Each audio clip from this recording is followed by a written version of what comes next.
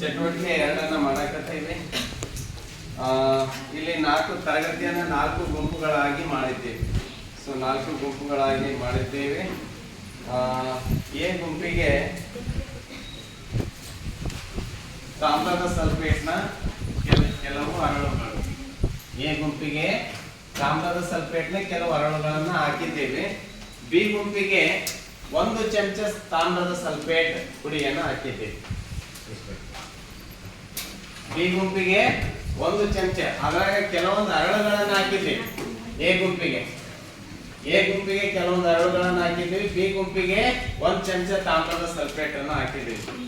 C ಗುಂಪಿಗೆ ಏನ್ ಮಾಡ್ತೀವಿ? ಗೋಧಿ ಹಿಟ್ಟನ್ನು ಹಾಕ್ತೀವಿ. ಏನ್ ಹಾಕ್ತೀವಿ? ಸಿ ಗುಂಪಿಗೆ ಗೋಧಿ ಹಿಟ್ಟನ್ನ ಹಾಕ್ತೀವಿ. ಡಿ ಗುಂಪಿಗೆ ಏನ್ ಮಾಡಿದ್ದೀವಿ? ಡಿ ಗುಂಪಿಗೆ ಹಾಲಿನ ಕೆಲವು ಹನಿಗಳನ್ನ ಹಾಕಿವಿ. 2 ಬಣ್ಣದಲ್ಲಿ ಇಡಬಹುದು. ಇಷ್ಟು ಹಾಲಿನ ಕೆಲವು ಹನಿಗಳನ್ನ ನಾವು ಹಾಕಿದ್ವಿ. ಓಕೆ, ನೋಡಿ, ಇದಕ್ಕೆ ಗೋಧಿ ಹಿಟ್ಟು ಹಾಕಿವಿ. ಸಿ ಗುಂಪಿಗೆ. ಎ ಗುಂಪಿಗೆ ತಾಮ್ರದ ಸಲ್ಫೇಟ್ನ ಕೆಲವು ಹರಳುಗಳನ್ನು ಹಾಕಿದ್ದೇವೆ.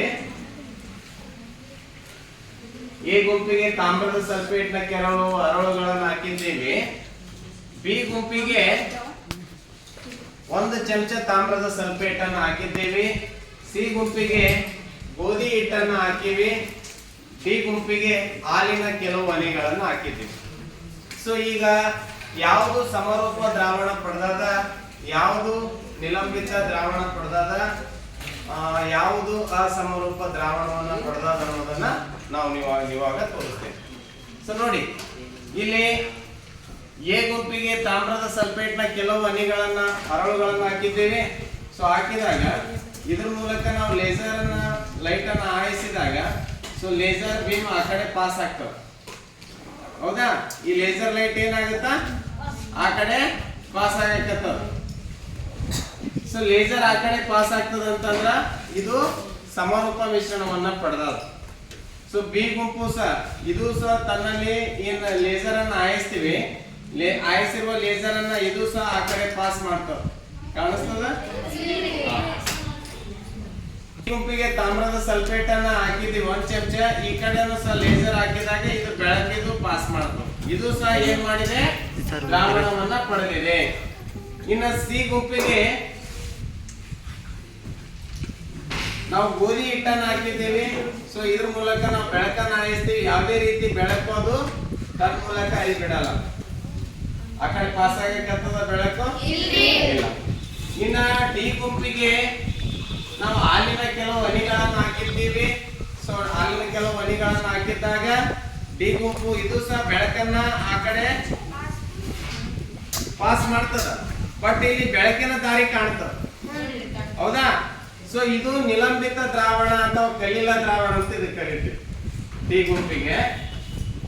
ಇದು ಸಿ ಗುಂಪು. ಗೋಧಿ ಹಿಟ್ಟನ್ನು ಹಾಕಿವೆಲ್ಲ, ಈ ಗೋಧಿ ಹಿಟ್ಟು ಹಾಕಿದ್ದು ಬೆಳಕನ್ನ ಆ ಕಡೆ ಕಳಿಸಲ್ಲ.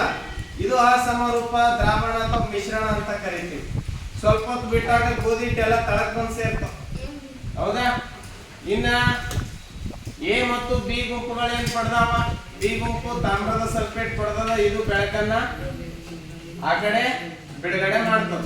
ಓಕೆ, ಬೆಳಕನ್ನ ಆ ಕಡೆ ಕಳಿಸ್ತದ. ಇದು ಸಮರೂಪ ದ್ರಾವಣ. ಸೊ ಇದು ಸಹ ಏನ್ರಿ? ಸಮರೂಪ ದ್ರಾವಣ. ಇದು ಸಹ ಬೆಳಕನ್ನ ಆ ಕಡೆ ಕಳಿಸ್ತದ. ಸೊ ಎ ಮತ್ತು ಬಿ ಗುಂಪುಗಳು ಸಮರೂಪ ದ್ರಾವಣವನ್ನು ಪಡೆದವ. ಸಿ ಗುಂಪು ನಿಲಂಬಿತ ಮಿಶ್ರಣವನ್ನು ಪಡೆದಾದ. ಸಿ ಗುಂಪು ಅಸಮರೂಪ ದ್ರಾವಣವನ್ನು ಪಡೆದಾದ ಅಥವಾ ಅಸಮರೂಪ ಮಿಶ್ರಣವನ್ನು ಪಡೆದಾದ. ದ್ರಾವಣ ಅನ್ಬಾರ್ದು, ಮಿಶ್ರಣ ಅನ್ಬೇಕು. ಈ ಡಿ ಗುಂಪು ನಿಲಂಬಿತ ಮಿಶ್ರಣ ಅಥವಾ ಕಲಿಲ ದ್ರಾವಣವನ್ನ ಪಡೆದ.